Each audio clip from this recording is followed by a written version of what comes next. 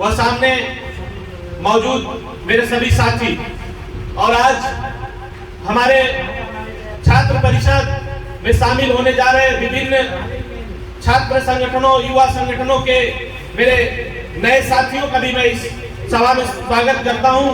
अपने कांग्रेस पार्टी के राहुल गांधी जी के नेतृत्व में आप सभी का मैं यहाँ पे संगठन में स्वागत करता हूं। साथियों, आज बंगाल में विधानसभा चुनाव चल रहे हैं। आप सभी को पता है कि आज बंगाल में दो फूलों की जोड़ी चुनाव में पूरी तरीके से सरकारी तंत्र हो या सरकारी मशीनरीज हो, सुरक्षा बलों का भरपूर उपयोग और दोहन कर रही है। इसमें आप सभी को मैं बताना चाहता हूं कि एक फूल वाली पार्टी ममता बनर्जी बंगाल में आज उन्नयन की बात कर रही है। आप बताइए, उन्नयन कैसे होता है? क्या सड़कों पे बड़े बड़े महंगे फ्लैक्स लगाकर, रोड पे बड़े बैनर और होर्डिंग लगाकर उन्नयन होगा, या टीवी प्रचार में न्यूज प्रचार को खरीद कर उन्नयन करने की बात कर रही है? उन्नयन इस तरीके से ममता बनर्जी करना चाहती है क्या? इस तरीके से मैं साथियों आप सभी से सवाल करना चाहता हूं कि उन्नयन बंगाल का इस तरीके से होगा?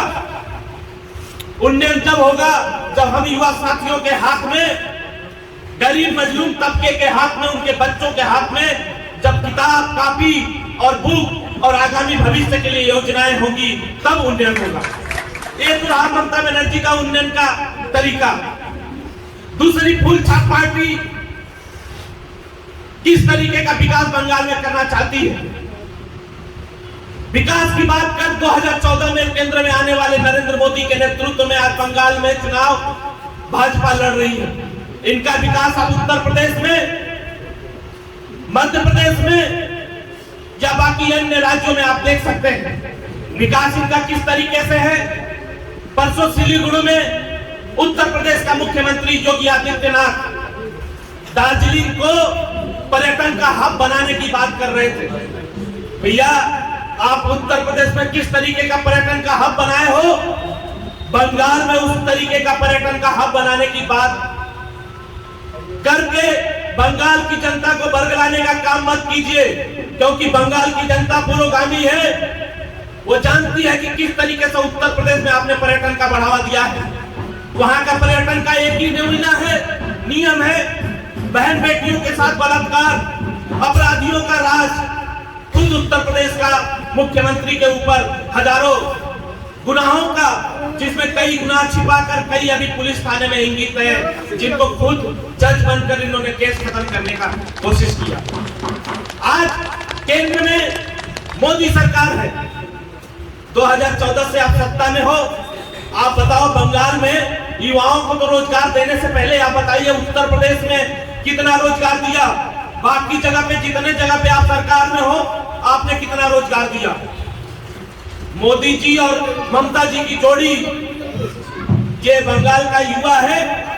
और मैं इस मंच के साथ अपने युवा साथियों को आगाह करना चाहता हूं कि ये मोदी सरकार ने देश में जीडीपी खत्म कर दिया, रोजगार खत्म कर दिया और किसानों को उनकी जमीन से बरगलाने का, उनकी जमीन से हटाने का षड्यंत्र लगातार चल रहा है। भट्टा परसौल में जब आदरणीय राहुल गांधी जी ने किसानों के हितों की लड़ाई लड़ी थी, उस टाइम में उन्होंने आगाह किया था कि ये संघ की नीतियां देश को गुलामी की तरफ ले जा रही है। और मुझे लगता है यहाँ पे बैठे हुए प्रत्येक युवा इस चीज से सहमत होगा, क्योंकि जिस तरीके से ये लोग देश को पुनः अंग्रेजों के रास्ते में, ईस्ट इंडिया कंपनी के तरीके से चलाने की कोशिश कर रहे हैं। मैं बंगाल के सभी साथियों को आगाह करना चाहता हूं कि इनके झांसे में नहीं आना है और आगामी दिनों में विधान चंद्र राय जी के दिखाए गए रास्ते पे, दिखाए गए विकास के रास्ते पे आप सभी को आगे आकर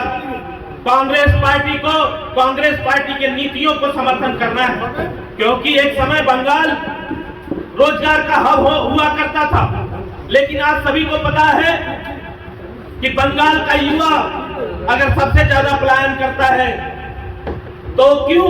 क्योंकि आज कांग्रेस की शासन यहाँ पे लंबे अरसे से नहीं है, कोई रोजगार की नीतियां नहीं बनी, कोई रोजगार देने का प्लान नहीं बना, केवल धर्म के रास्ते पे लड़ाने का काम किया गया है।